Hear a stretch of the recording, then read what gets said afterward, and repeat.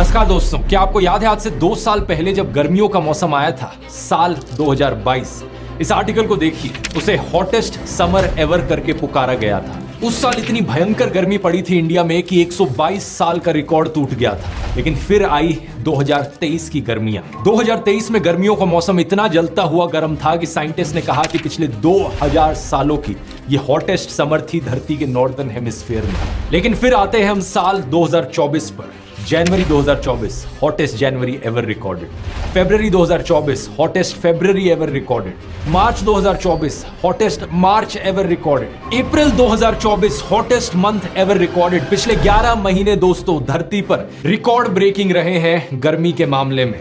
आज जिस तपती गर्मी को आप सह रहे हो ये नॉर्मल नहीं है और आप अकेले भी नहीं हो। पिछले महीने साउथ इंडिया में और पूरे ही साउथ ईस्ट एशिया में ऐसी रिकॉर्ड ब्रेकिंग हीट वेव देखी गई। वियतनाम, सिंगापुर, मलेशिया, इंडोनेशिया हर जगह ऐसे ही अनबेरेबल टेम्परेचर्स देखे गए। फिलीपींस में हीट इंडेक्स 53 डिग्री सेल्सियस तक क्रॉस कर गया था। उत्तराखंड में फॉरेस्ट फायर्स देखने को मिली। मई के पहले हफ्ते में ओडिशा, छत्तीसगढ़, मध्य प्रदेश और झारखंड में भी फॉरेस्ट फायर्स देखी गई। देश भर में हीट वेव्स की वार्निंग दी जा रही है, यहाँ तक कि केरला जैसी जगहों पर भी जहां आमतौर पर हीट वेव्स नहीं रिकॉर्ड होती। और अब नॉर्थ इंडिया में 46 डिग्री सेल्सियस से ज्यादा के टेम्परेचर्स देखे जा रहे हैं। एक सीधा कारण इस सब के पीछे है ग्लोबल वार्मिंग और क्लाइमेट चेंज। लेकिन क्या ये इकलौता कारण है? नहीं। आइए इस वीडियो में समझते हैं 2 और कारण जिसकी वजह से ये सब हो रहा है और लोकल लेवल पर क्या सॉल्यूशन है इसका। क्या कर सकते हैं हम सब इस गर्मी से बचने के लिए।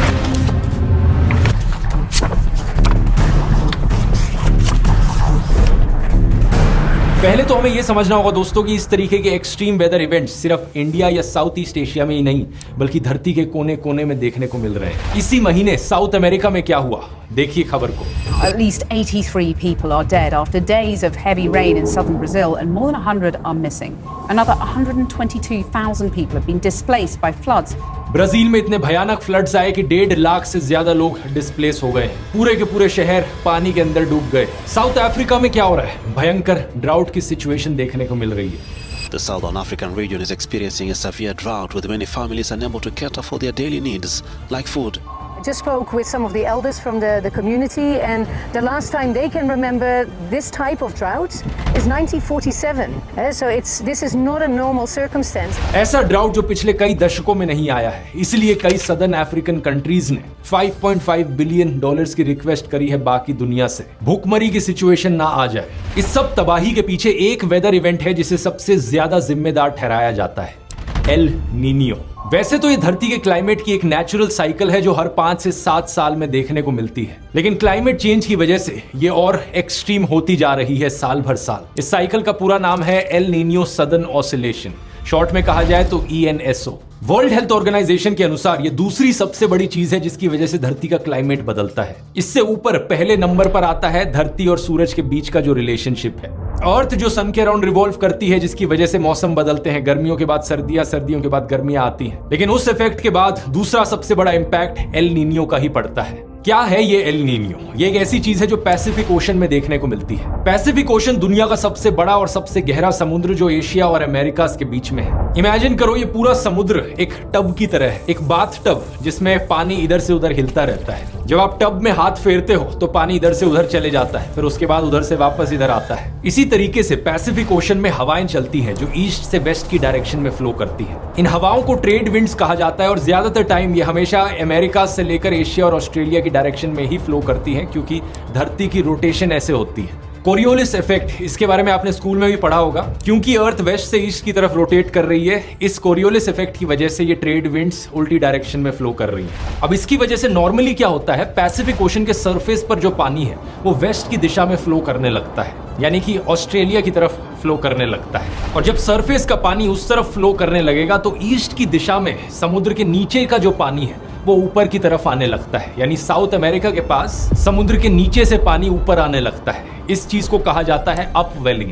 ये जो पानी समुद्र के नीचे से ऊपर आ रहा है ये ज्यादा ठंडा होता है कंपैरेटिवली और ज्यादा न्यूट्रिएंट्स होते हैं इसमें। इसकी वजह से मछलियों को, मरीन लाइफ को भी फायदा मिलता है। तो इस नॉर्मल सिचुएशन में जो गर्म पानी है वो ऑस्ट्रेलिया की तरफ चला गया और जो ठंडा पानी है वो साउथ अमेरिका की तरफ आ गया। अब जब पानी गर्म होता है तो वो इवेपोरेट ज्यादा आसानी से हो जाता है और उस इवेपोरेशन की वजह से बादलों की फॉर्मेशन होती है और ज्यादा बारिश बारिश देखने को मिलती है ऑस्ट्रेलिया के पास। लेकिन अब इमेजिन करो दोस्तों कि ये ट्रेड विंड्स कमजोर पड़ गई, ये हवाएं इतनी तेजी से नहीं बह रही पैसिफिक ओशन के ऊपर से। क्या होगा? जो अपवेलिंग है वो कमजोर होगी, ऑलमोस्ट होगी ही नहीं। जो सरफेस पर गर्म पानी है वो कंसिस्टेंटली गर्म ही रहेगा। जो बारिश ऑस्ट्रेलिया की तरफ होती थी वो बारिश पैसिफिक ओशन के बीच में कहीं भी हो सकती है, तो ऑस्ट्रेलिया का रीजन काफी ड्राई बन जाएगा। यही फिनोमिना होता है एल नीनियो का, जो कि एक साइकिल की तरह होता है। लेकिन ये कोई रेगुलर साइकिल नहीं है, कभी ये हर 4 साल बाद हो जाता है, कभी 5 साल बाद, तो कभी 7 साल बाद होता है। लेकिन जब ये होता है एल नीनियो, तो ये 6 से 12 महीने तक चलता है। लेकिन इस एल नीनियो की ड्यूरेशन के दौरान दुनिया भर के वेदर पैटर्न्स बदल जाते हैं। ऑस्ट्रेलिया और साउथ ईस्ट एशिया में इसकी वजह से ज्यादा गर्मी पड़ती है, ज्यादा ड्राई कंडीशंस देखने को मिलती हैं, हीट वेव्स का रिस्क बढ़ जाता है। और ऑस्ट्रेलिया में जो वाइल्ड फायर्स हुई थी, आपको याद हो अगर 2020 में बहुत ही भयंकर वाइल्ड फायर्स हुई थी, उसके पीछे कारण भी यही एल नीनियो का इवेंट है। आखिरी एल नीनियो का इवेंट हुआ था 2018-19 में, जो कि करीब जनवरी 2020 तक चला था। यही कारण कि ऑस्ट्रेलिया में बुश फायर्स दिसंबर 2019 में देखी गई थी। उसके बाद से आज के दिन जनवरी 2023 से लेकर अभी तक एक और एल नीनियो चल रहा है। इंटरेस्टिंग चीज यहां पर यह है कि साउथ अमेरिका पर एल नीनियो का उल्टा असर पड़ता है जो एशिया और ऑस्ट्रेलिया पर पड़ता है उसका, यानी कि वहां ज्यादा बारिश देखने को मिलती है, फ्लड्स का खतरा बढ़ जाता है। यही कारण कि आज ब्राजील में भयंकर फ्लड्स देखने को मिल रहे हैं। अब इसके अलावा दोस्तों एक उल्टा फिनोमिना होता है एल नीनियो का, जो कि है ला नीनिया। ये दोनों वर्ड स्पेनिश से आते हैं वैसे। एल नीनियो का मतलब है द बॉय और ला नीनिया का मतलब है द गर्ल। जो नॉर्मल कंडीशंस मैंने आपको बताई थी जो पैसिफिक ओशंस में होती हैं नॉर्मली, अगर वो एक्सट्रीम में चली जाए तो ला नीनिया का इफेक्ट देखने को मिलता है। इसका मतलब क्या हुआ? जो ट्रेड विंड्स चल रही हैं वेस्ट की डायरेक्शन में, वो और स्ट्रांगली उस डायरेक्शन में चलने लगती हैं। इसकी वजह से और ठंडा पानी साउथ अमेरिका के पास आता है और गर्म पानी ऑस्ट्रेलिया के पास आता है और ज्यादा बारिश होने लगती है ला नीनिया के केस में ऑस्ट्रेलिया में। ला नीनिया के इवेंट्स यूजुअली ज्यादा लंबे चलते हैं, ये 1, 2, 3, 4 साल तक भी चल सकते हैं। 2018-19 के एल नीनियो के बाद जब ला नीनिया आया 2020-21 में, तो वो इतना एक्सट्रीम चला गया कि ऑस्ट्रेलिया में उसकी वजह से फ्लडिंग देखने को मिली। इतनी तेज बारिश हुई ऑस्ट्रेलिया में। मार्च 2021 की आप खबरें देख सकते हैं, फ्लड्स इन ऑस्ट्रेलिया।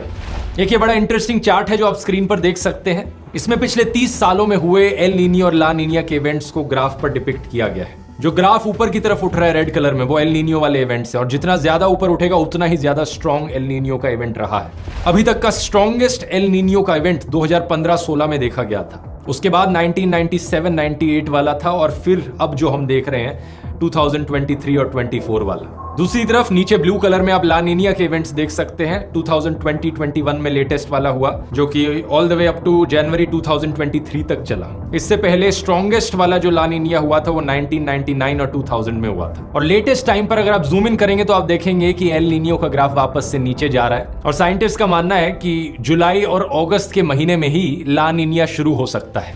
इससे इंडिया पर क्या इंपैक्ट पड़ेगा? इससे इंडिया का जो मॉनसून है वो बेटर देन एवरेज हो सकता है। पिछले साल 2023 में जो बारिश का मौसम था उस समय बारिश इतनी ज्यादा नहीं हुई थी एल नीनियो की वजह से। और यही एल नीनियो एक बड़ा कारण है दोस्तों, जिसकी वजह से 2023 और 2024 की गर्मियां बहुत गर्म रही हैं, जिसकी वजह से सदर्न अफ्रीकन कंट्रीज में ड्राउट्स देखने को मिले हैं। और दुबई में हुई भारी बारिश और फ्लड्स के पीछे भी इसका हाथ बताया जाता है कुछ हद तक। अब साइंटिस्ट का मानना है कि इंसानों के द्वारा किए गए क्लाइमेट चेंज की वजह से ये एल नीनियो का इफेक्ट और ज्यादा एक्सट्रीम बनता जा रहा है, यानी कि एल नीनियो की वजह से आए फ्लड्स और ज्यादा खतरनाक बनते जा रहे हैं, हीट वेव्स और ज्यादा भयंकर बनती जा रही हैं। यही कारण है कि केरला में आज तक सिर्फ 2 बारी हीट वेव की वार्निंग दी गई है। पहली बार 2016 में था और दूसरी बार 2024 में। दोनों ही टाइम एक एल नीनियो चल रहा था। इंडियन मीटियोरोलॉजिकल डिपार्टमेंट का एक बेसिक क्राइटेरिया है हीट वेव को डिक्लेयर करने के लिए। ये कहते हैं अगर प्लेन्स में टेम्परेचर 40 डिग्री के ऊपर हो, कोस्टल एरियाज में टेम्परेचर 37 डिग्री के ऊपर हो और पहाड़ों में टेम्परेचर 30 डिग्री के ऊपर हो। इसके अलावा टेम्परेचर 2 कॉन्जिक्यूटिव डेज के लिए 4.5 डिग्री सेल्सियस अबव नॉर्मल रहे तो एक हीट वेव डिक्लेयर की जाएगी। और अगर ये 6.4 डिग्री सेल्सियस अबव नॉर्मल रहेगा 2 कॉन्जिक्यूटिव डेज के लिए तो एक सिवियर हीट वेव डिक्लेयर करी जाएगी। लेकिन अगर टेम्परेचर 45 डिग्री सेल्सियस के ऊपर क्रॉस करता है तो बिना और किसी कंडीशन के हीट वेव वैसे ही डिक्लेयर कर दी जाती है। अब ये तो हुई दोस्तों टेम्परेचर की बात, लेकिन अपने आप में टेम्परेचर को इतना ज्यादा यूजफुल मैट्रिक नहीं है। क्योंकि अगर आपने कभी नोटिस किया हो, मई के महीने में दिल्ली में 45 डिग्री का सेल्सियस टेम्परेचर टॉलरेट करना ज्यादा आसान है एज कंपेयर टू मुंबई में 38 डिग्री सेल्सियस का टेम्परेचर टॉलरेट करना। मुंबई में 38 डिग्री ज्यादा अनबेरेबल लगता है दिल्ली के 45 डिग्री के कंपैरिजन में। ऐसा क्यों है? ऐसा है ह्यूमिडिटी की वजह से। जितनी ज्यादा ह्यूमिडिटी होती है हवा में, उतना ज्यादा गर्म टेम्परेचर्स को टॉलरेट करना मुश्किल होते जाता है। ह्यूमिडिटी होती क्या चीज है वैसे? रिलेटिव ह्यूमिडिटी का मतलब है कि हवा एक पर्टिकुलर टेम्परेचर पर कितना मॉइस्चर होल्ड कर सकती है। 100% रिलेटिव ह्यूमिडिटी का मतलब है कि एक सर्टेन टेम्परेचर पर हवा कंप्लीटली सैचुरेट हो चुकी है, जितना मॉइस्चर वो होल्ड कर सकती है उतना कर रही है, उससे ज्यादा नहीं कर पाएगी। ये चीज वैसे आपने स्कूल में भी पढ़ी होगी। और स्कूल से याद आया दोस्तों, आपकी पढ़ाई में मदद करने के लिए एक बहुत ही बढ़िया AI की ऐप है, गिनी AI ट्यूटर। इस ऐप में क्लास 4 से लेकर क्लास 8 तक सारे सब्जेक्ट्स की, सारी CBSE की किताबों की नॉलेज है। तो सिर्फ क्लास वाइज, सब्जेक्ट वाइज जाकर ही नहीं, बल्कि हर सब्जेक्ट के चैप्टर वाइज जाकर भी ये ऐप आपको MCQ questions, true and false के क्वेश्चन जनरेट करके दे सकती है। कोई भी कॉन्सेप्ट किसी चैप्टर में नहीं समझ में आया, आप इससे बड़ी आसानी से पूछ सकते हो। इतना ही नहीं, किसी भी साइंस मैथ्स के क्वेश्चन को सॉल्व करने में मुश्किल हो रही है तो सिंपली क्वेश्चन की फोटो खींच के ऐप पर डालो और इसका AI आपको आंसर बता देगा। इनफैक्ट सॉल्यूशन को एक तरीके से निकालना है या दूसरे तरीके से समझाना है, वो भी किया जा सकता है। टाइम के साथ साथ इस ऐप में नई नई क्लासेस भी ऐड हो रही है, लेकिन अगर आप ऊपर वाली क्लासेस में जैसे कि 11th और 12th, तो भी आप इससे डायरेक्टली चैट कर सकते हैं और फोटो चैट फीचर फिर भी आपके लिए काम करेगा। इसके अलावा इसमें PDF चैट और YouTube वीडियो चैट भी अवेलेबल है, यानी कि किसी भी YouTube वीडियो का लिंक आप इस ऐप में डालो और फिर उस वीडियो की आपको अगर समरी चाहिए या कोई डाउट है उस वीडियो में उठाए गए किसी सवाल पर, तो भी आप इससे पूछ सकते हो। फ्री टू डाउनलोड ऐप है, इसका लिंक इस QR कोड में मिल जाएगा या नीचे डिस्क्रिप्शन में भी देख सकते हैं। और ज्यादातर फीचर्स फ्री हैं, हालांकि कुछ फीचर्स जैसे कि YouTube वीडियो चैट और फोटो चैट फीचर्स पेड हैं। लेकिन चैट GPT के कंपैरिजन में इसकी कॉस्ट आधी से भी कम है और परफॉर्मेंस वही चैट GPT 4 लेवल की है। आप खुद जाकर ट्राई आउट करके देख सकते हैं। अब टॉपिक पर वापस आते हैं और बात यह है कि जितनी ज्यादा गर्म होती है हवा, उतनी ही ज्यादा इसकी कैपेसिटी बढ़ जाती है मॉइस्चर होल्ड करने की। गर्म हवा में ज्यादा मॉइस्चर होल्ड किया जा सकता है एज कंपेयर टू ठंडी हवा में। इसका मतलब है कि अगर ठंडी हवा और गर्म हवा दोनों की रिलेटिव ह्यूमिडिटी 100% है, गर्म हवा में ज्यादा मॉइस्चर होगा। और जितनी ज्यादा ह्यूमिडिटी बढ़ती है, उतना ही मुश्किल होता जाता है हमारी बॉडी के लिए पसीनों को इवेपोरेट करना। और पसीने आना, जैसा कि आप जानते हैं, हमारी बॉडी का नंबर 1 तरीका है हमारे को ठंडा रखने का। अगर हवा में बहुत ज्यादा गर्मी है और बहुत ज्यादा ह्यूमिडिटी है, तो हमें पसीने आ ही नहीं पाएंगे और हमारी बॉडी अपने आप को ठंडा रख ही नहीं पाएगी, यानी कि बहुत ही जानलेवा हो सकता है। इसी रीजन से टेम्परेचर और ह्यूमिडिटी दोनों को कंसीडर करना जरूरी है। और एक मैट्रिक जो इन दोनों चीजों को साथ में कंसीडर करता है वो है हीट इंडेक्स। हीट इंडेक्स हमें बताता है कि एक्चुअली में जो गर्मी है बाहर, वो कितनी गर्म फील हो रही है हमारी बॉडी को। फोन की वेदर ऐप पर आप अक्सर देखते होंगे मुंबई में जैसे टेम्परेचर लिख रखा है 31 डिग्रीज, लेकिन फील्स लाइक 37 डिग्री सेल्सियस। कुछ ऐप्स में इसे रियल फील करके लिखा जाता है। ये फील्स लाइक वाला इंडिकेटर हीट इंडेक्स से ही निकल कर आता है। इस चार्ट में आप देख सकते हैं अलग अलग टेम्परेचर्स के लेवल और अलग अलग रिलेटिव ह्यूमिडिटी और उनका कॉरस्पॉन्डिंग हीट इंडेक्स। अगर 35 डिग्री के टेम्परेचर पर 50% रिलेटिव ह्यूमिडिटी है, तो आपको फील होएगा कि ये 41 डिग्री का टेम्परेचर हो जैसे। लेकिन इसी टेम्परेचर पर अगर 75% रिलेटिव ह्यूमिडिटी पहुंच जाती है, तो फीलिंग आएगी 53 डिग्री सेल्सियस जितने खतरनाक टेम्परेचर की। और ये रेड कलर की कैटेगरी में आता है, यानी एक्सट्रीम डेंजर।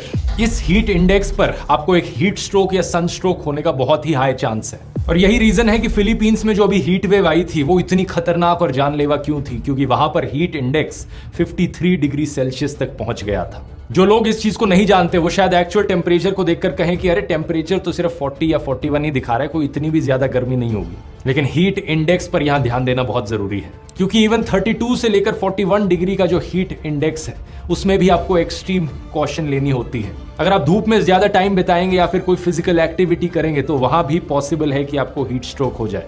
ऐसे ही वो केसेस सुनने को मिलते हैं जहां पर लोग अपनी जान खो देते हैं गर्मी की वजह से, हीट वेव की वजह से। और यही रीजन है कि टेम्परेचर वाइज दिल्ली में गर्मी अभी ज्यादा है, लेकिन हीट इंडेक्स वाइज कितना बेरेबल है बाहर रहना, जून एंड में ये इनटॉलरेबल हो जाता है, क्योंकि तब बारिश का मौसम नजदीक होता है और ह्यूमिडिटी बढ़ जाती है हवा में। हालांकि आज हालत ऑलरेडी इतनी खराब हो गई है कि हीट इंडेक्स 50 डिग्री सेल्सियस पर टच कर रहा है दिल्ली में, और इस रिपोर्ट के अनुसार अगले कुछ दिनों में ये 56 डिग्री सेल्सियस तक भी पहुंच सकता है। अब इसके अलावा एक और इफेक्ट है जिसकी वजह से लोकल लेवल पर हीट वेव्स का इंपैक्ट कहीं ज्यादा बढ़ जाता है। एक ऐसा इफेक्ट जिसका सोल्यूशन कहीं ज्यादा आसान है और सारे इफेक्ट से। ये है अर्बन हीट आइलैंड इफेक्ट। एक शहर के अंदर अलग अलग एरियाज में कुछ जगहें ज्यादा गर्म होती हैं, कुछ जगहें ज्यादा ठंडी होती हैं। ये चीज आपने भी नोटिस करी होगी, जहां ज्यादा पेड़ लगे होते हैं पार्क में या कहीं भी और, वहां का टेम्परेचर रिलेटिवली थोड़ा सा ज्यादा कंफर्टेबल रहता है बाकी एरियाज के कंपैरिजन में।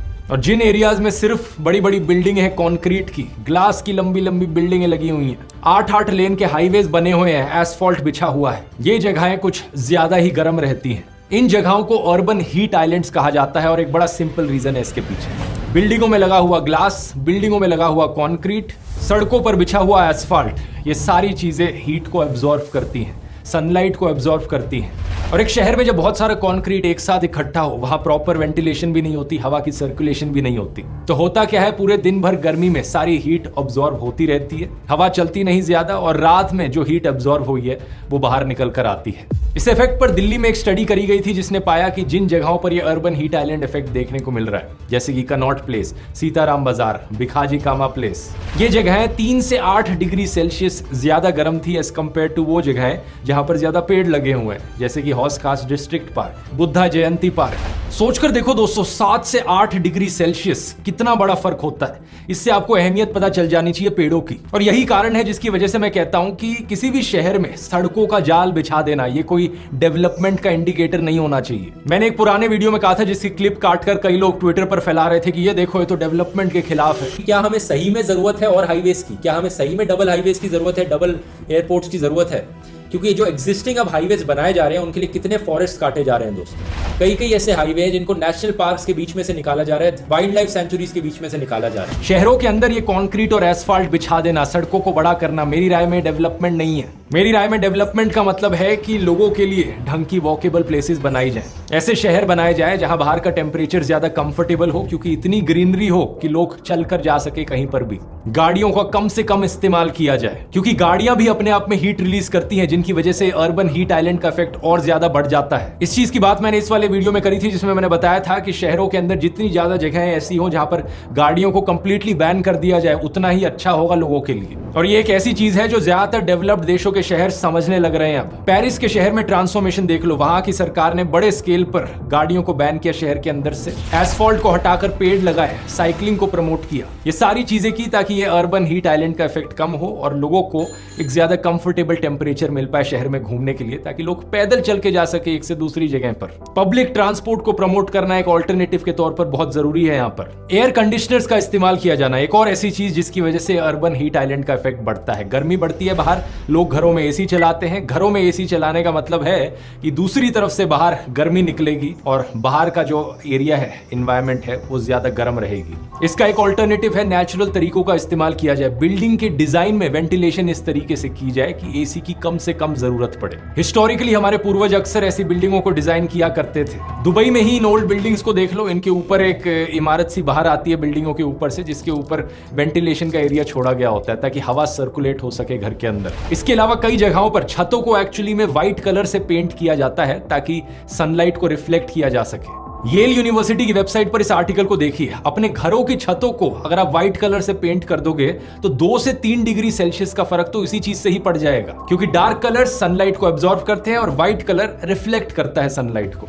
और ये चीज सिर्फ शहरों के लिए ही नहीं बल्कि रूरल एरियाज के लिए भी एप्लीकेबल है। व्हाइट पेंट के अलावा दूसरा ऑल्टरनेटिव हो सकता है अपने घरों की छतों पर ग्रीनरी प्लांट करना, घास लगाना या फिर पेड़ उगाना। आप पूछोगे घरों में एसी लगाने की जगह और क्या कर सकते हैं हम, उसका ऑल्टरनेटिव क्या हुआ आज इस मॉडर्न जमाने में? तो इसका एक सीधा जवाब है रेडिएंट कूलिंग। ये एक नई टेक्नोलॉजी है जिससे कहीं ज्यादा पैसे बचते हैं एसी के कंपैरिजन में। इसमें होता क्या है, आप दीवारों के अंदर आप पाइप्स लगाते हो पानी की, जिसके अंदर से ठंडा पानी गुजरता है, और आपकी दीवारों में क्योंकि ठंडा पानी गुजर रहा है उससे आपका पूरा घर ठंडा रहता है बिना एसी के। ये एक ऐसी टेक्नोलॉजी है जो कई नई बिल्डिंग्स में इस्तेमाल की जा रही है, लेकिन असल में ये बहुत पुरानी है। पुराने जमाने में राजा महाराजा जो किले बनाया करते थे, फोर्ट्स बनाते थे, ताजमहल जैसी चीजें बनाते थे, कैसे रखते थे वो उन्हें ठंडा? वाटर चैनल्स का इस्तेमाल करके। पानी के छोटे छोटे चैनल्स बिल्डिंग के आसपास बहते थे और पानी क्योंकि वहां से गुजरता था, इससे वो पूरा एरिया आसपास का ठंडा रहता था। वही कॉन्सेप्ट है ये। इस टेक्नोलॉजी को प्रमोट करने से ना सिर्फ एक शहर ज्यादा ठंडा रहेगा बल्कि पैसे भी बचेंगे, इलेक्ट्रिसिटी बिल भी कम आएगा। और इसके अलावा ऑब्वियसली सरकारों को फोकस करना होगा कि शहरों को ज्यादा से ज्यादा हरा भरा बनाया जाए, और ज्यादा पेड़ और ज्यादा पार्क्स, ताकि ये हीट वेव का इंपैक्ट कम से कम हो सके। और ये सारे सॉल्यूशंस हमें जल्द से जल्द इंप्लीमेंट करने होंगे, क्योंकि आने वाले समय में ये हीट वेव्स और खतरनाक बनने वाली हैं और बड़ी बनने वाली हैं। एक रीसेंट स्टडी करी गई थी, future projections for the tropical Indian ocean. इसके अनुसार कुछ ही सालों में हमें almost permanent marine heat waves देखने को मिलेंगी इंडियन ओशन में। साल 2050 तक कई सारे एरियाज में 220 से लेकर 250 दिन साल में हीट वेव्स देखने को मिलेंगी। ये वीडियो इन्फॉर्मेटिव लगा दोस्तों तो ये वाला वीडियो जरूर देखिए, क्योंकि इसी में मैंने समझाया है कि अगर हमें शहरों को रहने लायक बनाना है तो गाड़ियों को बैन करना क्यों इतना जरूरी है। यहां क्लिक करके देख सकते हैं। बहुत बहुत धन्यवाद।